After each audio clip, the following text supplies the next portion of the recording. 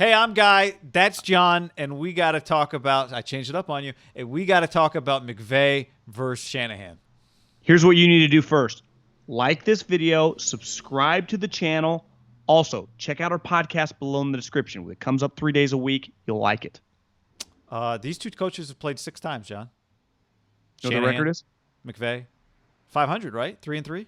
3-3. Yep. Both have been to Super Bowls, lost. Both have been both are the new generation of young star offensive coaches. McVay really became that first. Niners worse loss than the Rams, given that they were up late in that game. They were just it was like low scoring. Yeah. The Niners loss was definitely more of a gut punch. The Rams loss was more like, we could have won it because they don't. But it was like, did Goff and McVay, did they just get exposed?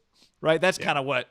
Now, as it turned out, McVay, we didn't, we're still in on McVay. But with Goff, that's definitely kind of what the conversation was. The Rams did not bounce back immediately they were good enough the next year, right? We thought.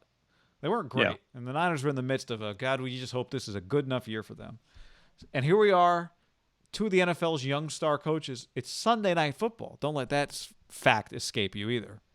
Well, I think we looked at it 2 weeks ago and went, well, if they can just get by the Eagles, they'll beat the Dolphins. They'll be 2 4-1 teams. Yeah. The Niners went, hold up. We're going to lose these next 2 games and make you guys to talk about it's really angry and have a lot less juice going into this game. And we're going to be an underdog. 3-3 record. I was looking through just some of the scores today. Little skewed, right? Because remember, Jimmy, when he came, he beat them the week 17.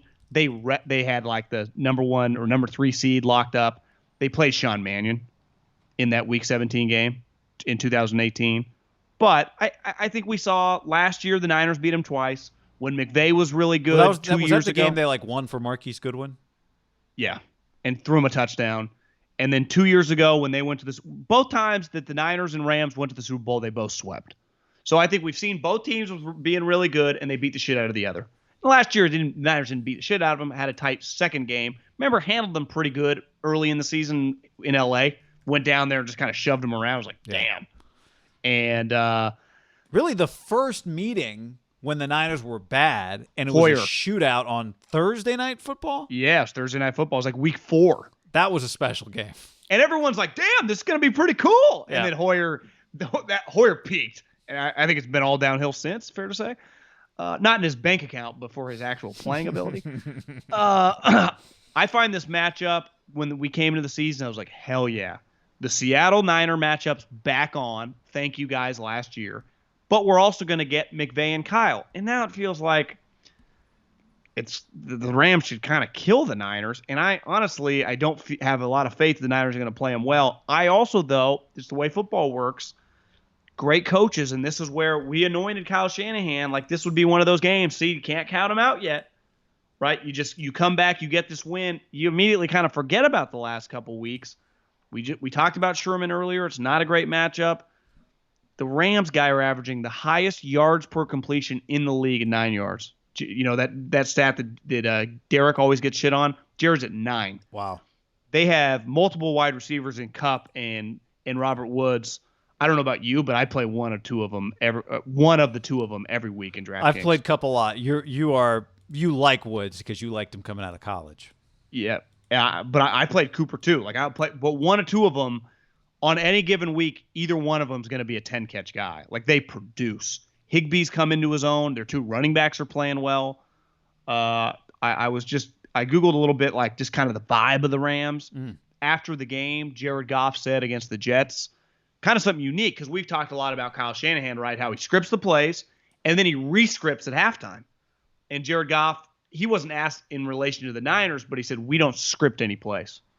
And I was like, that's kind of weird. I bet if we really dove into that, they script the first play, you'd think. It's not like McVay goes, yeah, just let's do this. Like, I bet they have the first play, but then they ebb and flow, which actually kind of makes a little sense because it is a lot different if you're 2nd and 1 or 2nd and 11. Right. And also, I think even when you script a play, you script plays, but Kyle has even said, like, we script based on different plays, outcomes. But different shit happen.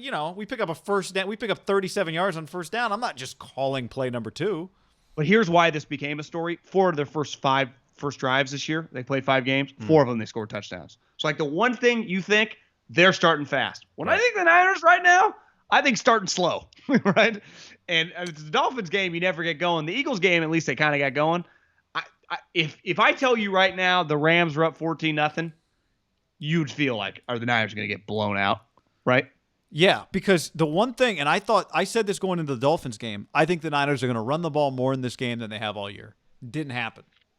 Even though when they ran the football, they were fantastic at running the football. Kyle said on Monday that was the game plan. Well, it's hard when you fucking fall behind. I understand, but I would have continued to do it in the first half when they fell behind, and throwing the football got them into even more trouble because they tried to force plays that weren't there. The Niners are number 3 in the NFL in first half rushing yards. So you're right. Being down 14-0 is not. Even though they can be explosive and they can score a lot of points, I bet if we look back at their 40-plus point performances, they are running the shit out of the ball. In those Can games, I give you a Kyle quote from Monday? Please. We are throwing the ball too much. Well, yeah, I agree. You know, stop. Well, but easier. I understand. I mean, you do agree though. A game does dictate a little 100%. Like and there was one sequence where I think Mostert gets like 11 yards on first down, and I don't remember what happened on second down, but then they get like Jimmy gets chased and sacked on second. Now it's 3rd and 19 or whatever. It's just, I get it. It's not easy, but clearly that is the recipe for them, right? They cannot be down 14-0 in this game. They got to get the ball first. They've got to take 7 minutes. They got to get down the field. They got to score. It would be really cool if they could have a close game. And to me, I put more of the onus on the Niners because clearly the Rams are much healthier and are playing at a much higher level. Like if I tell you this is a tie game going into the fourth quarter, I mean, obviously I think anyone associated with the Niners would take that right now in a heartbeat. If you're the Rams, you're like, I don't know if I'd take that right now, right? No, you would. I don't think you would not take that if you're the Rams. If you're the Niners, you would sign up for that immediately. Jed York would put $1 million in an escrow account for that right now. But I think part of like what made the Seattle Niner games cool last year is they were both fucking sweet, and it kind of was like, oh, it's back. Kind of what I would imagine the Steelers and Ravens are going to be like this year. It's like, oh, rivalry's a little back. Yeah. This rivalry hasn't really started because they've never meshed at the same time, and I thought for the first time this year was going to happen, and now I don't feel as good. The offensive line guy has been atrocious. Aaron Donald leads the league in sacks. You know how many he had last week? I think he had 4. That's so correct. Do you know how many Troy Reader had last week? How many? Well, they 3. had 7 as a team. I would say that Aaron Donald against the Niners offensive line right now is a huge mismatch for the Rams, right? Like they feel good about that matchup. And the Niners, the cocaine offensive line coach. Now, I'm not saying he's a user. He used once and got caught, and now he's there. Chris Forrester, their offensive line coach, which – listen, I always heard he was a great offensive line coach. That's why everyone's like, oh, he got caught. He'll battle back because he's a great offensive line coach. And then the Niners, remember, gave him a shot a couple years ago, and now he's the guy. Which, okay, listen, I'm not one to throw stones at a glass house here. Not saying I'm a user or anything, but I don't care whatever you do. But I don't use cocaine for the record. But my point is that like right now their offensive line like is a disaster. Is it not? When I watch the and this is not the defensive line you want to play if you're a disaster. Well, it's just not the player. Like this guy will kick the shit out of him. Remember, I think it was Joe Staley had broke his leg last year against the Bengals. Remember, he like limped off, and it turned out he broke a femur or something. You're like, God damn.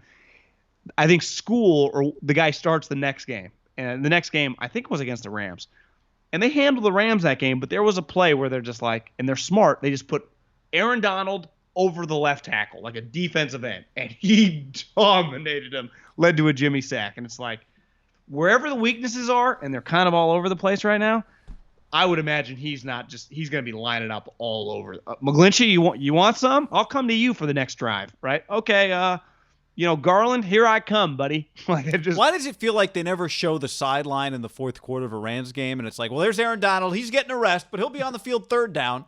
You know, like they did Joey Bosa on Monday Night Football. It happens to Khalil Mack, too. I do think maybe – I don't know. Does he not get tired? Maybe it happens. It might happen. I'll watch for it this week. But I think the reverse is going to happen, too, where the Rams – they're number one. They had this in their game notes. They are the number one off. They've scored the most points in no-huddle situations in the NFL in the last 3+ plus years, the last 4 seasons. Well, I feel like the Niners defense right now, if you're going really fast against them, you have a huge advantage. I know. That's that to me is I expect. I think the matchups on paper, to me, the bet is the Niners, just because everyone's going to go to the Rams. If you just think that's simplistic. That's what Warren Buffett would do. I just feel like everything you read on paper, you go, listen, I'm all for pivoting, hanging a left when everyone's hanging a right. This one's a harder left to hang. Sometimes you go through and go, wait, do I think this because this is what everyone thinks, or do I think this because of 7 different reasons that say I should think this? Now, George Kittle going to have 12 for 210 and 2 touchdowns? Well, they're going to need that guy. I mean, is Raheem Mostert going to run for? He does look good. He did look good. Not 220, 120. I go for like 85. Just control the clock a little. He's 7 yards a carry right now. I think he looks fantastic. I mean, you just watch the NFL, you just go, when he's coming downhill, how many running backs in the league look faster than him? Well, you know what I would say? You just thinking about this because you brought this up the other day. Whose immediate burst is better? It's other than Tyreek Hill's. Like, he touched the football, turns a corner, gone. Kamara's pretty fast. Kamara too. Yeah. I'd say Le'Veon? Really out. I'd say he's the opposite. He's a plotter. He is? Oh, yeah, for trade. That's what Manish says. Yeah, hey, Manish. Nobody wants him. Gase, package deal. Gase and Le'Veon for 7 offensive linemen. Overall take, though, on this game from the Niners' perspective, if you win, like everyone's shitting on, you do get a lot of credit right back, right? This would be a huge credit game for Shanahan. Yep. Yeah. It would be. And for McVay, it's one of those, like, it's a swagger game, right? You walk out of there with a 38. You walk out of there, do what the Dolphins just did. That's we are equals. And by the way, we're equals in narrative, but I have my winning percentage is significant. I've got 37. I'm 30. He'd be 38 and 16. Kyle's 25 and 28. We love Kyle, but yeah, like McVay would go, look at the resumes. What are we talking about here? Now he gets it. Like, I think he gets that he and Kyle are viewed in the same realm at different points in time. They haven't been there together. But of all the outcomes, the Niners looking like the Dolphins against the Rams would be. Do you even think that's feasible? No. Why? No. Yeah. I mean, I guess anything. Goff throws 3 picks, but who's picking them off? Yeah, Brian Allen, his cousin. I bet the Niners might call his cousin. Just, you got any reps in you?